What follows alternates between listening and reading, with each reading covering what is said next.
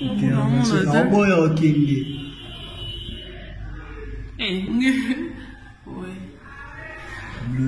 on zoome bien à fond. On zoome bien. Il est très bon dans la soupe, c'est bien fait. Mais c'est un député, non? Non, député, parce que on nous fait changer. On fait changer quoi? Un député fait si l'État des droits au monde. C'est quand comment? Non, on est terminé. Ma portée. Ma portion là, c'est un coup. C'est quoi, on va pas côté les pas garde. Ouais, bah, on a pas de belé. Ça, moi aussi, naïe. Ouais, moi aussi. Il y a une idée. Moi aussi, il y a une idée. Il y a une alors, maintenant, il va se caga. On va vous t'envoyer.